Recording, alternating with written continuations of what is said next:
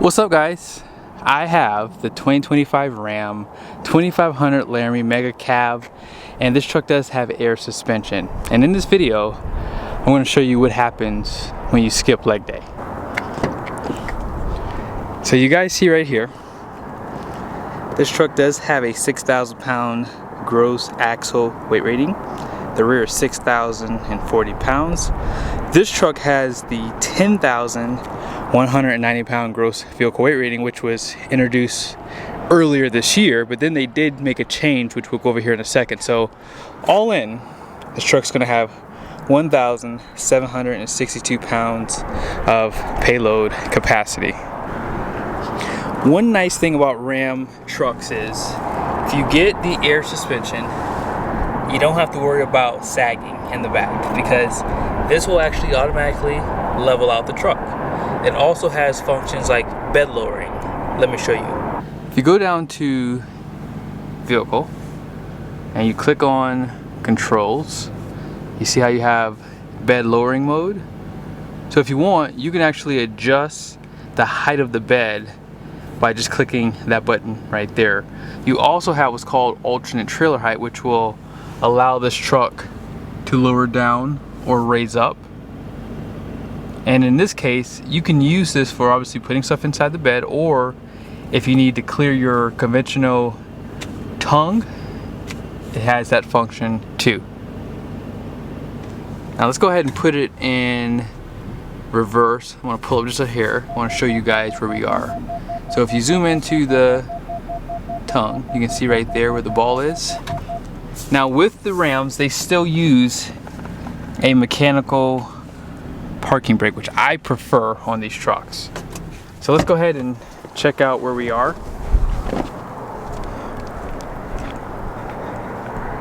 So we're pretty much under the tongue, and let's go ahead and drop down the weight.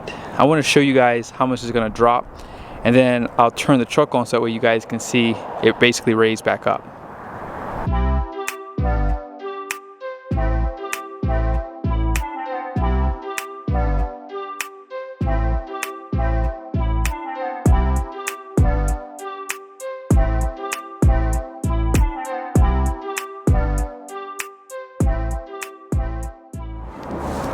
So you guys pretty much see that it probably dropped somewhere in the neighborhood of 3 inches. That's basically what they do historically. Now, I'm gonna go ahead and turn the truck back on, and you guys will see the truck automatically raise back up.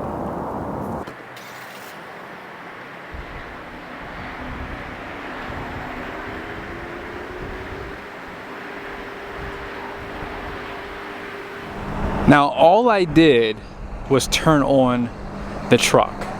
That's it. I did nothing else, and it just automatically adjusts for that extra 1,400 pounds of hitch weight. So let's kind of go through it real quickly. Now it is an alternate trailer height, so I'm going to put the camera under the truck to see if you guys will see any changes with the air suspension. I think that this system is really nice. Obviously it's covered under the factory warranty, and if you do get a service contract, aka extended warranty, you would have that system covered for however long you choose a term for. So like I said, I'll put the camera under the truck, and then I'm going to explain why you should never skip leg day. Alright, so let's go ahead and click alternate trailer height so you guys can see.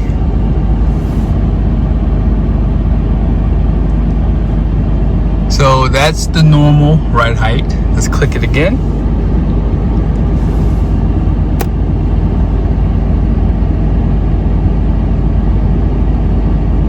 And now this is saying it's in the alternate trailer height. Okay. So that was what we were in originally. Let's go ahead and see what it was on the other one. So this is with the alternate trailer height versus the normal height. So you guys pretty much see some of the benefits here. It does make hooking up to your trailer a little bit easier. If you have a gooseneck trailer or even a fifth wheel trailer, you can drop down the bed of the truck to clear. Now, one other benefit obviously is if you are going to unhook, you can lift some of the weight off of the truck and then drop down the air suspension so you can clear your conventional trailer. So I like the idea of this system. I think that it does give you a lot of benefits. The ride is going to be improved with the air suspension, and no other truck in this segment has that option. And I'm actually shocked because these trucks have gotten so soft over the years that they need some type of system. I mean, I would recommend Timbrins at the very least if you don't want to deal with, you know, airbags. But regardless of that, I do like having this system. So let's go ahead and talk about not skipping leg day. Most of you guys know I owned a 2018 Ram 2500 with a Cummins that I chose to tow my 40-foot fifth wheel. At the time, I had no clue about payload capacity, and hence why I started this channel and why I talk so much about it, because I felt like more people needed to be talking about this topic. Now, if you don't remember, back in 2018, Cummins equipped trucks in the 3/4 ton segment had a 6,390 pound gross axle weight rating. I can probably argue that payload is so important that it should be the only thing you talk about when you are thinking about towing a trailer. And right after that, gross axle weight rating, and then gross combined weight rating. And I can almost make an argument that gross combined is not as important, simply because not many people are looking to tow commercially. But if you are looking to tow commercially or tow really heavy, yes, gross combined weight rating is important, just like the other factors here. So I don't know why Ram decided to drop that 6,390 pound rating down to 6,040 pounds, because back in 2020, the Hemi equipped trucks still had the 6,390 pound gross axle rating, but the Cummins did not. Now, obviously the reason is because these trucks didn't have any payload, just like this truck here. Have I even shown you the payload? You've seen this truck on my channel. This is like my second video on it, but the payload on this truck is only 1,762 pounds. However, Ram decided to come to their senses, because they started off at 10,000 pound GVWR, just like the other two did, and then they went to 10,190 pounds, which is to really offset the cast iron block and that 8-speed transmission. So those updates that they did added more weight, which meant it's going to have less payload. Why they only went up 190 pounds, I will never ever understand. But again, I guess with Tim Kuniskis back in Stellantis on the Ram side of things, they moved that to 11,040 pounds. Now, obviously, if you're someone who does hotshot and you don't want to tow commercially, you still have an option to order your truck with the 10,000 pound GVWR, and the 10,190 pound gross vehicle rating is still available. So the 11,040 pounds is available for this truck, and if it had that gross vehicle weight rating, the payload would be 2,612 pounds.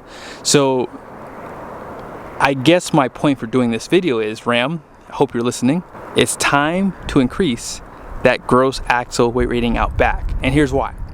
If I ride over to the Ford store right now and show you a Ford F-250, that truck's going to have a 6,240 pound gross axle weight rating out back. If I go over to GM, it gets worse for both of them, because they have a 6,600 pound gross axle weight rating in the rear, and you can get a max trailering package which matches the 1-ton truck, which is 7,250 pounds. So when it comes down to it, payload is probably the most important thing when you're considering towing, and then gross axle in the rear is just as important. So if I were to take this truck over the scales, which I cannot, I was going to have my wife come out with me and have her sit at the scale with my truck, and then I was going to drive this one over and then show it, but I can't tow with this brand new truck, unfortunately. Even though Ram says you can, I don't feel comfortable doing that. So hopefully in the future I'll find a used one and we'll do that, and that way you guys will see. But I'm willing to bet you guys I'm very close to that axle rating, which is 6,040 pounds. And keep in mind, I don't have any passengers in here with me, and I don't have any gear in the bed. So again, you know, hey Ram, for 2026, you just have one extra thing to do.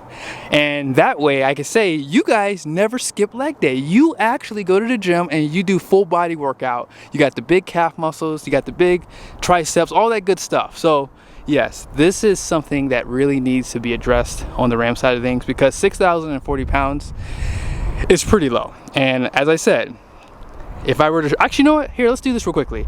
I'll show you guys really quickly a spreadsheet, and we'll just kind of give some roundabout numbers, and then we'll go from there. These are the actual numbers for the truck in the video, so your gross combined, payload, everything.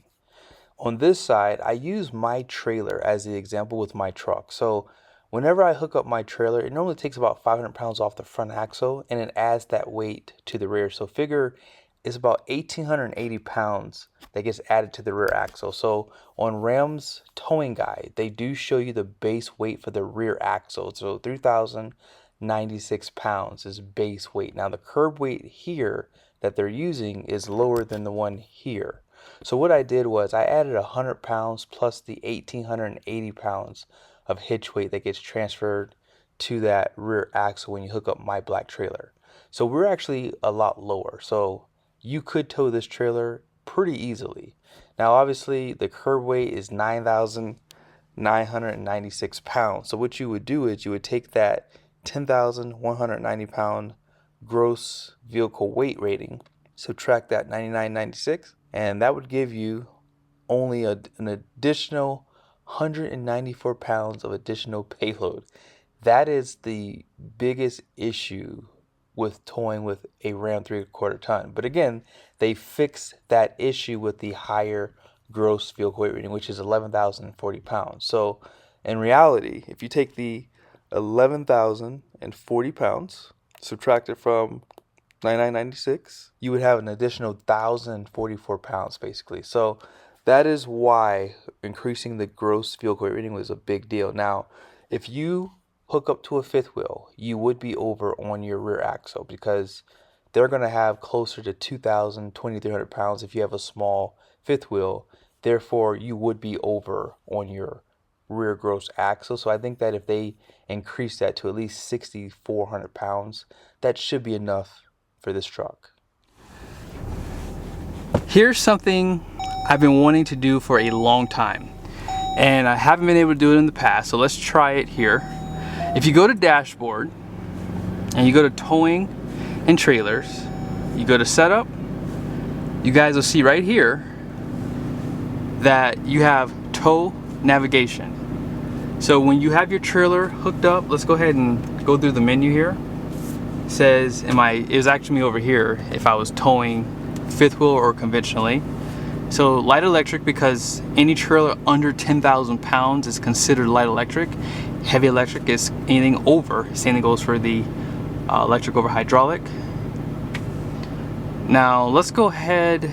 It's still grayed out. I do have my trailer plugged in. So let's go to navigation down here. And let's put in Larry H. Miller. That way we can see. So let's do the Chrysler Dodge Jeep Ram store here in Sandy, because that's where I borrowed this truck from. Now let's see. Hit drive. We're not far at all. Okay, now let's go back to that menu one more time. So I'm not sure why this won't work, because I tried to do this in the past and it wouldn't let me. But yeah, as you guys see, it's still grayed out. So I wonder if they're still not offering this. But let me play with it for a second and then we'll reconvene. Okay, well, this was a major fail. I don't know why you cannot go in there. If you go to use trailer, yeah, it will not let me pick tow nav. And I just went through the entire navigation thing here to see if maybe something would pop up. I even went to avoid and I put in tunnels to see if maybe that might work, but it still does not allow me to pick this option here. Because when I used to tow our fifth wheel full time, you could use apps that allowed you to put your height in. That way you could avoid certain areas, because it actually came in handy a couple times for me. That way we didn't obviously damage our fifth wheel or lose our AC unit. So just something that I'll have to do some more digging on, because in the past they had this option, but it was always grayed out. I thought by now maybe they would have something that you could use for it, but stay tuned. That will pretty much end the video. I'm sure you guys would like to see this too, by the way. You have the power for the mirrors, and you have the power convex. You have all the lighting that you could ever want. You even have an option for this guy too, for like tow mode, if you get the options for it. That way it'll show you around the trailer. So in the future, maybe I'll find another truck, and I will probably find one to tow with really soon. Just need to keep doing some research and see if there's any trucks available out there, so we can see how this 8-speed transmission is going to tow. See you guys soon.